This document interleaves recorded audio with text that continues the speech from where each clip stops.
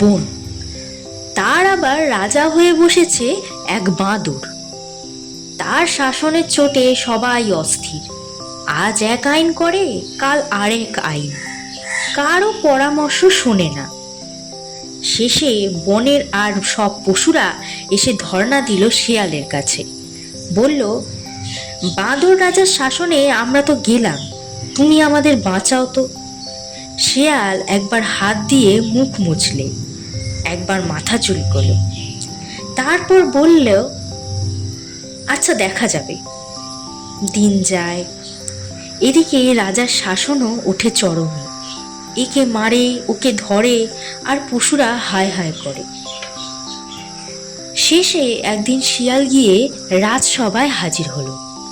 সে রাজাকে সেলাম ঠুকে বললে, মহারাজ, বহু দেশ আমি ঘুরে এলাম, সব জায়গায় শুনছি আপনার খুব সুনাম। সবাই বলে অমন রাজা আর হয় না। বাঁদর তো শুনে গেল গলে। বললে, তাই নাকি? তা তো বেশ ভালো। উত্তর দেশের রাজা সিংহ তো আপনার নাম শুনে একখানা বাগিচাই আপনাকে উপহার দিয়ে দিয়েছেন।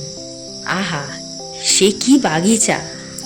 হরেক রকমের সেখানে ফল, সেই ফল লাল টুকটুকে হয়ে পেকে আছে গাছে গাছে, আর বাতাসের দোলায় টুপটাপ করে পড়ছে গাছের তলায়। তার কি খোশবাই! যত সব পাখি ছুটে এসেছে। মহারাজ, আপনি এক্ষুনি না গেলে সে ফল আর ভোগে আসবে না। বাঁদর রাজা তখনই ব্যস্ত হয়ে বলল, চলো, আমি এক্ষুনি যাব। আমার গাছের ফলে হাত দেয় কার এত সাহস, কার এত স্পর্ধা, দেখি চলো। রাজা অমনি ছুটল, পথ দেখিয়ে নিয়ে চলল শিয়াল।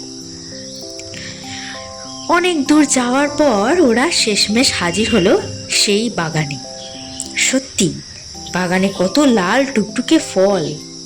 বাঁদর রাজা তো অমনি এক লাফে গাছে চড়ে বসলো। সেই গাছে ছিল জাল পাতা। বাঁদর কিন্তু তা দেখতে পায়নি। জালে গেল জড়িয়ে। শিয়ালকে ডেকে বললে, ভাই শিয়াল, এ কি হলো, এ কি হলো? শিয়াল হাসলো,